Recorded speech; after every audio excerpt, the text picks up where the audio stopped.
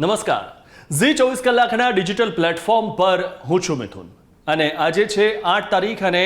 8 તારીખે કેવું હવામાન રહેવાનું છે એટલે કે આજે કેવો વરસાદ રહેશે તે આપણે વિંડીના માધ્યમથી સમજીશું અને જે રીતે હવામાન વિભાગે આગાહી કરી છે ત્યારે આગામી 5 દિવસ વરસાદની આગાહી કરવામાં આવી છે અને સમગ્ર ગુજરાતભરમાં એટલે કે સાર્વત્રિક વરસાદ થશે અને મહત્વની વાત એ પણ છે કે આગામી જે 5 દિવસ છે તેમાં ઘણી બધી જગ્યાએ ભારેથી અતિભારે વરસાદની પણ હવામાન વિભાગે આગાહી કરી છે ત્યારે આજની 8 તારીખે આપણે જો જોઈએ તો સવારથી લઈને અને ગુજરાતમાં કેવો વરસાદ રહેશે તે આપણે અહીંયા જોઈએ ત્યારે હાલમાં સવારમાં જે રીતે નલિયા, ગાંધીધામ, દ્વારકા, જામનગર, જૂનાગઢ, ઉના, સુરત, વલસાડ સાથે જ અહીંયા જો આપણે જોઈએ તો આ તમામ જગ્યાએ હળવો વરસાદ સવારના સમયે રહેવાનો છે। ત્યારબાદ દિવસ દરમિયાનની આપણે આગળ વધતા વાત કરીએ તો આપ જોઈ રહ્યા છો કે બપોર થવા સુધીમાં એટલે કે 2 વાગ્યા સુધીમાં જે રીતે આ વરસાદ છે તેમાં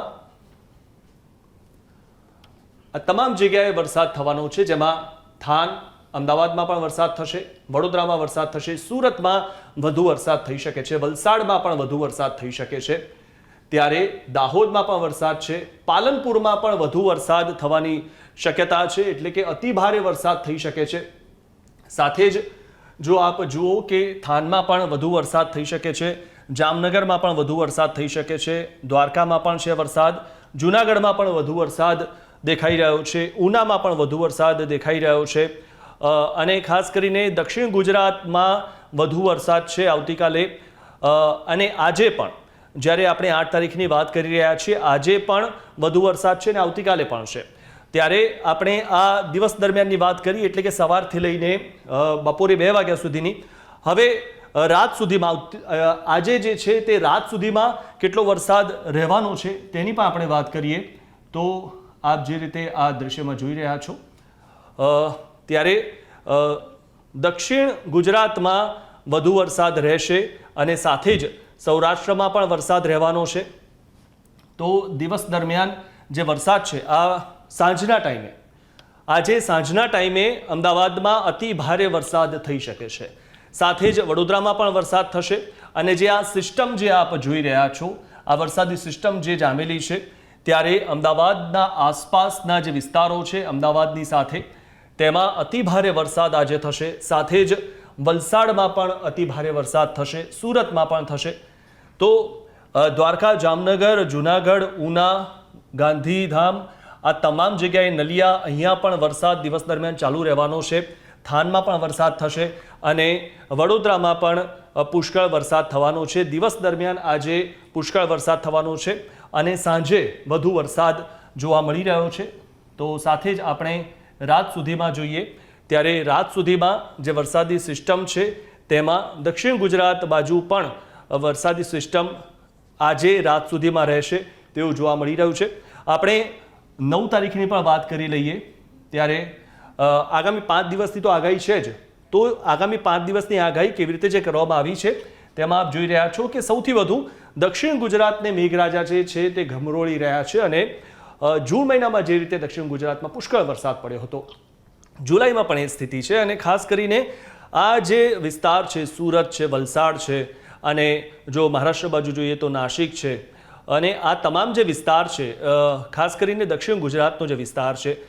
તેમાં વધુ વરસાદ થઈ રહ્યો છે એટલે કે મેઘરાજા મન મૂકીને વરસી રહ્યા છે। સુરતી લાલાઓની હેરાનગતિ તો થઈ જ રહી છે કારણ કે પાણી જતું નથી, બીજી બાજુ મેઘરાજા મન મૂકીને વરસી રહ્યા છે એટલે કે સુરતી લાલાઓની હેરાનગતિ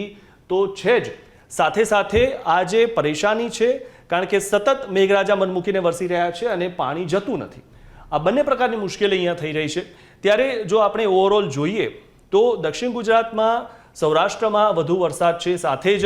જે રીતે આગાહી થઈ છે મધ્ય ગુજરાતમાં પણ વરસાદ છે, ઉત્તર ગુજરાતમાં પણ છે, પરંતુ ઉત્તર અને મધ્ય કરતાં પણ સૌથી વધુ જે છે તે દક્ષિણ ગુજરાત અને સૌરાષ્ટ્રમાં વરસાદ જોવા મળી રહ્યો છે। આપણે 9 તારીખની પણ વાત કરી રહ્યા છીએ ત્યારે 9 તારીખે પણ બપોર સુધીમાં દક્ષિણ ગુજરાતમાં જ વધુ વરસાદ જોવા મળી રહ્યો છે। સાથે જો 9 તારીખે રાત સુધીમાં જો આપણે આ જોઈએ ત્યારે પણ આ જ સ્થિતિ જોવા મળી રહી છે. એટલે કે ઓવરઓલ જો આપણે 2 દિવસનું જોઈએ, આજે અને આવતીકાલે, એટલે કે 8 અને 9 તારીખમાં, ત્યારે સૌથી વધુ વરસાદ દક્ષિણ ગુજરાત બાજુ જોવા મળી રહ્યો છે. અને સૌથી મહત્વની વાત એ પણ છે કે હવામાન વિભાગે જે રીતે આગામી 5 દિવસની આગાહી કરી છે સમગ્ર ગુજરાતભરમાં, એટલે કે દક્ષિણ ગુજરાત અને સૌરાષ્ટ્રમાં તો વધુ વરસાદ થશે, સાથે ઉત્તરમાં પણ થશે, એટલે કે ઉત્તર ગુજરાતમાં પણ થશે, મધ્ય ગુજરાતમાં પણ થવાનો છે. પરંતુ જે રીતે આપણે વિંડીના માધ્યમથી જોયું કે જે દક્ષિણ ગુજરાતના જે ભાગો છે તેમાં સૌથી વધુ વરસાદ થશે તેવું વિંડી દ્વારા આપણે જે અનુમાન છે તે લગાવવામાં આવી રહ્યું છે. હવે જોવાનું રહેશે કે આજના દિવસે, એટલે કે 8 તારીખે આખા દિવસ દરમિયાન કેટલો વરસાદ વરસી શકે છે. કારણ કે ઘણા બધા વિસ્તારો એવા છે કે ત્યાં આપણને જોવા મળે કે વાતાવરણ એકદમ સૂકું હોય,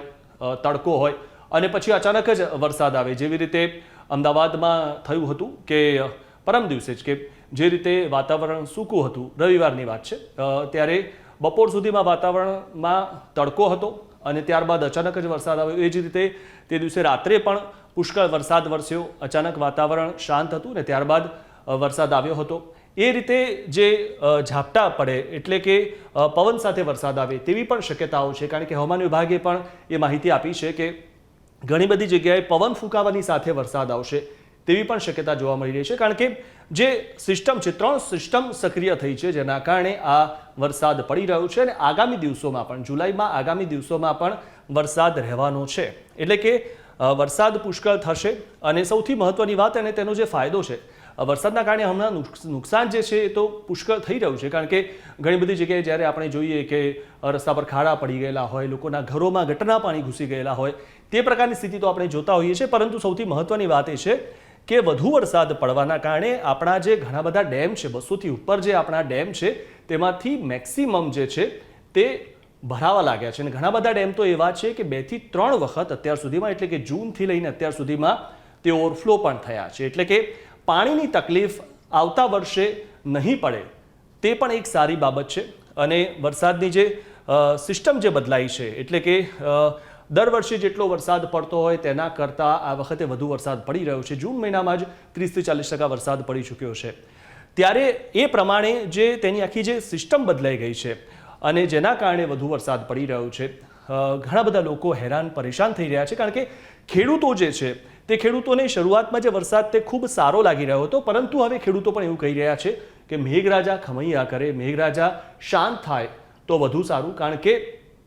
તેમણે જે વાવેતર કરેલું છે તે પણ હવે ધોવાઈ રહ્યું છે, ખેતરો ધોવાઈ રહ્યા છે, એવી સ્થિતિનું નિર્માણ હાલમાં થઈ રહ્યું છે. ત્યારે હવે આગળ મેઘરાજાનો મૂળ શું હશે તે તો આપણે ન કહી શકીએ. પરંતુ હાલમાં જે રીતે વિંડી દ્વારા આપણે આજનું અને આવતીકાલનું, એટલે કે 8 અને 9 તારીખનું જે આપણે જે હવામાનનું જે ચિત્ર છે તે આપણે જોયું. અને જે રીતે ફરી એકવાર 8 તારીખે જે બપોરના સમયે આ જે ચિત્ર આપને જોવા મળી રહ્યું છે, તેમાં અમદાવાદમાં ધોધમાર વરસાદ બપોરના સમયે પડશે. અને સાથે જ જે દક્ષિણ ગુજરાતમાં પણ વધુ વરસાદ પડશે, સૌરાષ્ટ્રમાં પણ વધુ વરસાદ પડશે.